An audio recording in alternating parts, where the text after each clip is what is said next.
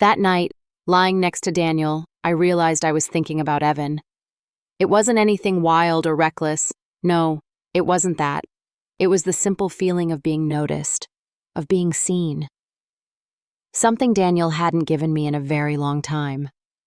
My name's Clara. I'm 41, just an ordinary woman living out in a quiet suburb, teaching literature at a local high school. I've been married to Daniel, a steady, dependable accountant, for 15 years. 15 years, long enough for everything to fall into a routine so quiet it almost felt like silence. Day after day, our words became short and practical. Did you eat yet? Don't forget to pay the electric bill. We shared the same bed, but it was like sleeping back to back with a stranger. And some nights, I'd stare at the ceiling, wondering, does he even love me anymore? Or worse, do I still love him? My life felt like a sealed-up room. Safe, yes, but suffocating. I went through the motions. Work, chores, keeping up appearances. But inside, there was this empty space I couldn't quite name. Then came Evan. The new guy at school. 6 years younger than me. I still remember the first time I saw him in the teacher's lounge. Easy smile, warm laugh. The way he joked around with everyone. The energy he brought to his students. It reminded me of a version of myself I hadn't seen in years. At first, it was nothing, just small talk here and there. He'd ask for feedback on his lessons, or he'd hand me a coffee and tease me a little. You know, Ms. Clara, I think your students like you more for that smile than for your lectures. I laughed it off, but inside, it landed. Bit by bit, those small talks turned into real conversations. Lunchtime stretched longer, the empty staff room becoming our little corner of escape. I learned about his childhood, his love for road trips, and how he was still single because, as he put it, I just haven't found someone worth stopping for. One afternoon, it started raining just as school let out. I was stuck under the front awning when Evan showed up. Without a word, he stepped closer and held his umbrella over both of us. We were so near I could smell the faint scent of his jacket, hear my own heartbeat louder than the rain. He tilted his head and said softly, "You look cold."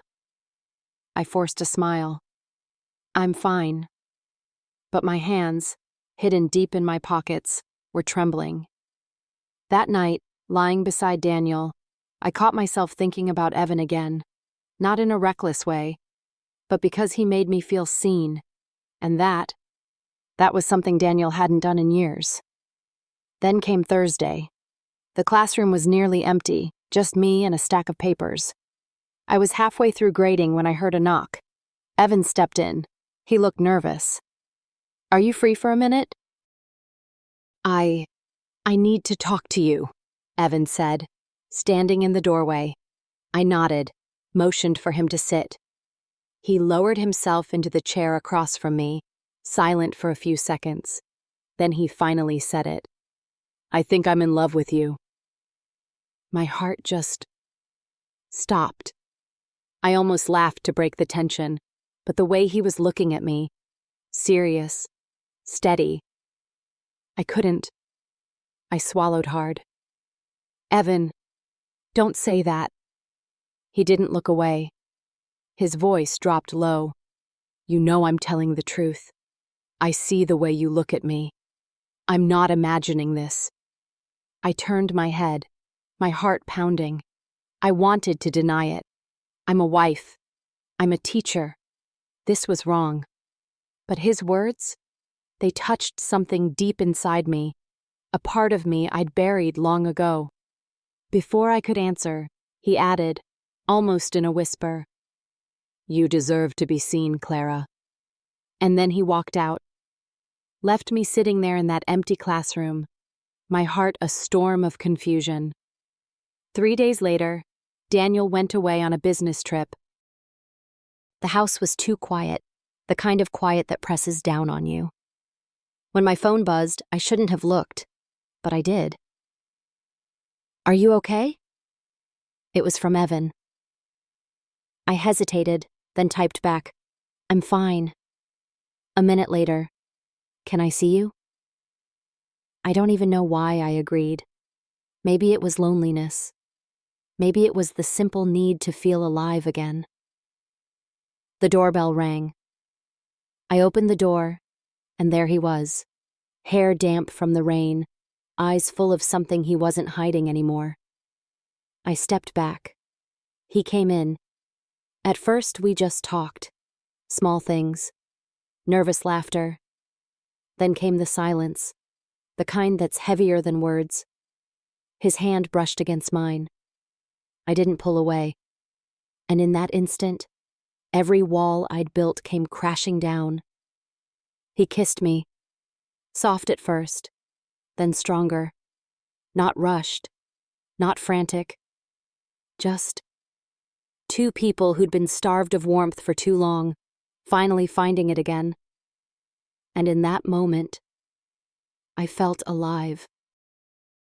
Like blood was rushing back into a part of me that had been numb for years. After that night, I changed. I smiled more, paid attention to how I dressed. People at work noticed. So did Daniel, though he never said a word. Evan and I were careful. Hidden texts, quick meetings, in parking lots, in borrowed apartments. Every second with him felt like stepping out of a cage. One night, lying beside me, Evan whispered, "You know this can't last forever, right?" I stayed quiet. I knew he was right. But my heart, it didn't want to let go. Then came the day he told me he was transferring to another city.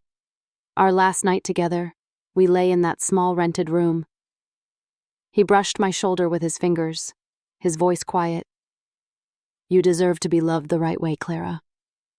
I couldn't answer. I just looked at him, memorizing every detail like I was burning it into my mind. The next morning he left. I stood at the window, watching him disappear down the street. No tears came. Just that hollow ache, like something that had filled me was gone again. I went back to Daniel, back to the quiet house, back to the life I'd built. But deep inside, something had changed forever. If stories like this make you stop and think, don't just scroll away, hit subscribe. Because sometimes, it's these quiet truths, the ones nobody talks about, that remind us we're all still human. Join us, and let's keep sharing them together.